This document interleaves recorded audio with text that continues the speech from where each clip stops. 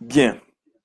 Après avoir répondu à la question de quoi vendre dans le cadre de la définition de sa stratégie e-commerce et le choix de son business model e-commerce, l'autre question qu'il faut bien répondre, bien pouvoir répondre, c'est comment vendre. Et pour répondre à cette question, on a deux perspectives qui vont orienter les réflexions et les décisions. Principalement la perspective du produit.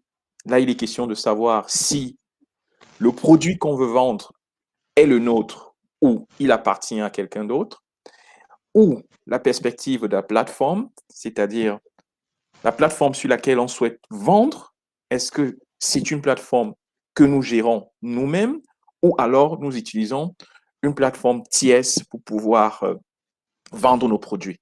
Et en fonction de ça, on aura donc soit ce qu'on a appelé ici own product, c'est-à-dire les produits qui nous appartiennent, ou third product, c'est-à-dire des produits de tiers qu'on vend, ou alors des plateformes que nous manageons nous-mêmes, c'est-à-dire des sites e-commerce que nous avons développés nous-mêmes et que nous manageons nous-mêmes. Ça, ce sera dans le cadre des self-managed platforms ou des plateformes tiers. Une fois qu'on a fait le choix par rapport, ou bien qu'on a pris une décision par rapport à ces éléments de plateforme et de produits, on peut donc définir ou choisir le modèle d'affaires e-commerce qui est le plus approprié à ce qu'on souhaite faire. Et par rapport à cela, donc, on a principalement, de manière générale, quatre modèles qui sont à la disposition de tout entrepreneur e-commerce. Ce sera soit un modèle e-store ou bien boutique en ligne, qui est en principe un modèle où, sur la perspective produit, on possède les produits qu'on veut vendre, et sur la plateforme, sur la perspective plateforme, on a, on manage ou on gère soi-même la plateforme sur laquelle on vend ses produits. En plus de cela, on aura d'autres modèles, par exemple le modèle dropshipping, qui principalement se particularise par le fait que on a certes sa plateforme, mais les produits que nous vendons sont en fait des produits de personnes tiers. Il y a beaucoup, par exemple, qui utilisent ce modèle pour revendre des produits qu'ils commandent de la Chine ou de tout autre fournisseur. Ensuite, on aura le modèle de marketplace qui, lui, se particularise par le fait qu'on a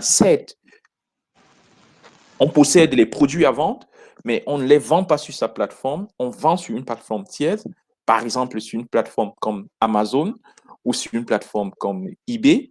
Et enfin, le modèle de e-retailer où on ne possède ni la plateforme, ni les produits, c'est-à-dire on utilise des produits de parties tiers et on les vend sur une plateforme tierce. Donc voilà principalement les quatre modèles qui sont à la disposition de l'entrepreneur e-commerce. Mais dans le cadre de ce webinaire, nous allons nous spécialiser principalement, dans un premier temps, sur le modèle e-store et online store. Nous aurons tout au long de l'accompagnement aussi des webinaires sur les autres types de modèles, mais pour aujourd'hui, nous nous limitons à ce premier modèle. Ce qui va nous amener donc maintenant à la question de comment donc définir ma stratégie, c'est-à-dire une fois que je sais ce que je vais vendre, que je sais comment je vais vendre, que j'ai défini mon modèle de e-commerce, je vais donc, à travers donc ce canevas, répondre à trois questions fondamentales. Le pourquoi de mon projet e-commerce, le quoi de mon projet e-commerce et le comment de mon projet e-commerce. Et concernant le pourquoi de mon projet e-commerce, il est question ici d'apporter des réponses sur mes motivations réelles et mes ambitions. Qu'est-ce qui me motive? Qu'est-ce qui m'amène? Qu'est-ce qui me permet de persévérer sur ce projet, d'endurer et de surmonter tous les obstacles qui seront mis tout au long de ce projet? Une fois que j'ai répondu à cette question, je vais passer, je vais devoir répondre à la question du quoi, donc le what, de mon projet e-commerce, principalement dans un premier temps en apportant une réponse sur quels sont les problèmes que je souhaite résoudre avec mon produit et mon offre. Dans un deuxième temps, pour quelle cible je souhaite résoudre ce problème. Et ensuite, il sera question de définir donc, un peu comme on le disait tout à l'heure, quel est l'écosystème e-commerce que je souhaite mettre en place. Et on en parlait tout à l'heure sur la perspective plateforme. Dès le moment où j'ai décidé que c'est moi qui va manager ma plateforme, puisque je suis dans un modèle de e-store ou bien de online store, de boutique en ligne, c'est un modèle qui suppose que j'ai mes produits à moi et que, bien évidemment, c'est moi qui gère ma plateforme.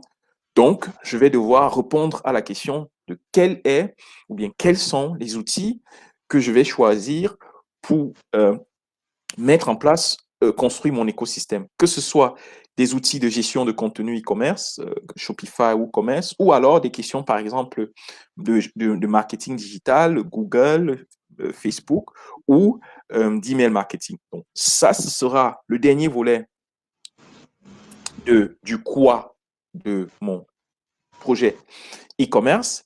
Et enfin, je vais donc devoir répondre à la question de comment, how, et le comment de mon projet e-commerce, pour ce qui est de ce webinaire, s'oriente autour de deux questions fondamentales ou deux comment, si on peut le dire ainsi, à savoir comment lancer sa boutique en ligne en 7 jours, comment le faire avec moins de 50 000 francs et comment le faire avec zéro connaissance technique. Ce comment va nous permettre donc de définir les dimensions ou les orientations de ma stratégie e-commerce.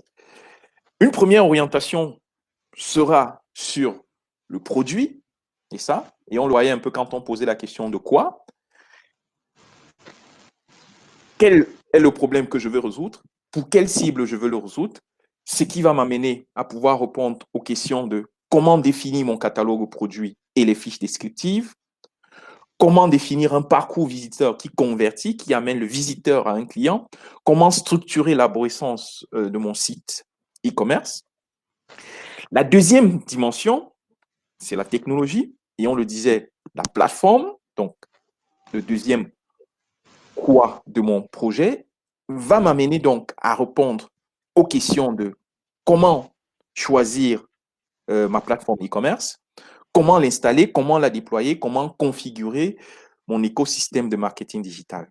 Et last but not least, tout ce qu'on fait, c'est pour pouvoir générer des revenus. Donc ici, ma troisième dimension sera la dimension client, à savoir comment promouvoir mon site pour attirer des clients, comment gérer, planifier, concevoir mes campagnes d'acquisition de trafic sur mon site e-commerce.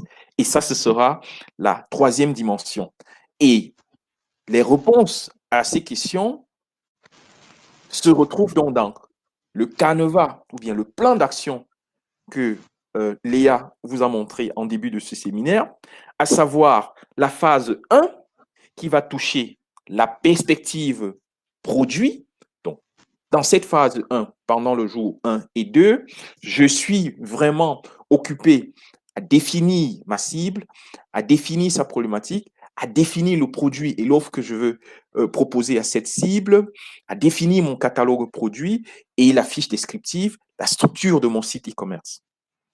Dans la phase 2, je touche la dimension technologie ou plateforme, où il sera question de mettre en place donc mon écosystème et ma plateforme e-commerce, donc principalement à travers le choix de ma plateforme et d'installation, ça c'est pour les jours 3 et 4, et la mise en place de mon écosystème digital, ça c'est pour les jours 5.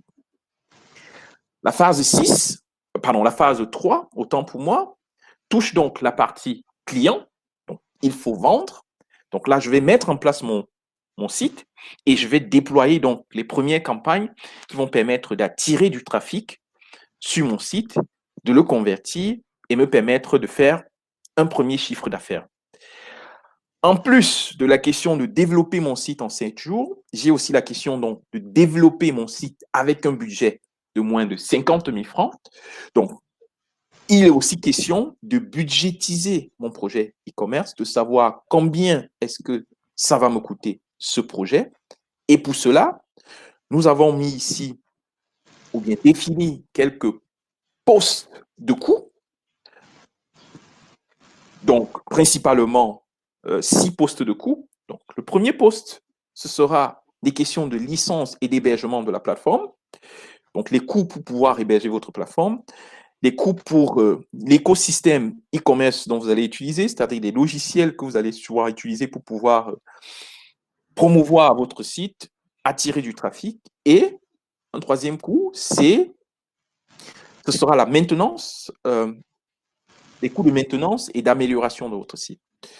Sur un autre aspect, il y aura des questions d'approvisionnement, des coûts d'approvisionnement en vos produits, en vos matières premières, les coûts de promotion, marketing digital de votre site pour pouvoir attirer du trafic. Principalement, ce sont des coûts de publicité, que ce soit sur Facebook, Instagram, Google, YouTube.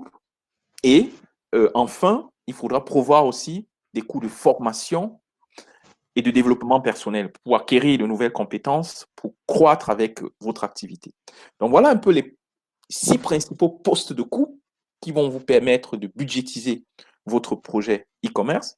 Par contre, si on veut revenir à la promesse de pouvoir déployer votre site avec moins de 50 000 francs, ici, il faut préciser que ces 50 000 francs coûts initiaux, c'est-à-dire pour pouvoir lancer le projet, on n'a pas pris en compte les coûts récurrents, c'est-à-dire qui vont revenir au fur et à mesure de manière mensuelle en fonction de l'évolution de votre projet.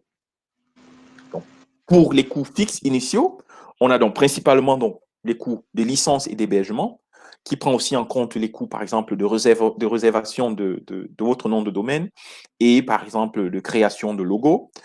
On a des coûts de licence de l'écosystème, mais dans un premier temps, au début du déploiement de votre site, ils ne sont pas énormes parce que les plateformes e-commerce qu'on vous propose vous permettent déjà d'avoir suffisamment d'éléments pour pouvoir donc lancer votre projet et n'ajouter que d'autres logiciels si et seulement si c'est requis et aussi en fonction de la croissance de votre activité. Et en fin de compte, un coût de maintenance qui, dans la plupart des cas, est souvent lié au coût d'hébergement. Donc, avec ça, vous êtes capable donc de pouvoir déployer, lancer votre site avec un budget de 35 000 à 50 000 francs CFA maximum. Donc, voilà un peu pour ce qui est de la partie budgétisation et ce qui est du jour 1 dans notre première partie de stratégie e-commerce et budget. Donc, là, on va toucher le jour 2. Donc, concrètement, nous allons passer aux questions donc de définition de mon catalogue et de mes fiches produits et de définition de mon parcours utilisateur, de l'arborescence de mon site, pour que je sois capable, donc, dès le jour 3, de commencer à travailler sur le déploiement de mon site. Donc, concernant la définition de mes fiches produits, il est important déjà, ou alors de mon parcours de conversion, de faire la différence entre ce qu'on a appelé ici ma cible et mon profil acheteur. Ça.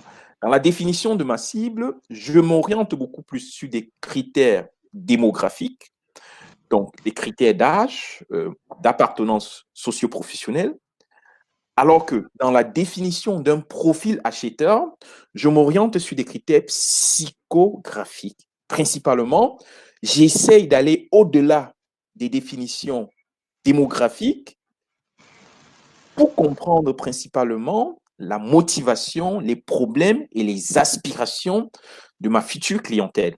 Et ce n'est que sur la base de ces critères que je serai capable de définir un catalogue produit et des offres qui vont répondre à ces problématiques.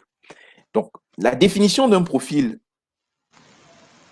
il y a plusieurs outils qu'on va mettre à votre disposition, mais ça ressemble un peu à ça, c'est-à-dire, il sera question ici principalement de répondre aux questions, de savoir quelles sont les motivations, quelle est la personnalité, quelles sont les frustrations que notre cible peut avoir, qu'est-ce qu'elle veut, qu'est-ce qu'elle recherche, quels sont ses comportements euh, euh, sociaux. Par exemple, sur quel type de réseaux sociaux on peut la retrouver. Bon, ce sont tous ces éléments qui vont me permettre de définir un profil acheteur. On recommande de définir au début d'un projet e-commerce entre 3 et 5 profils acheteurs.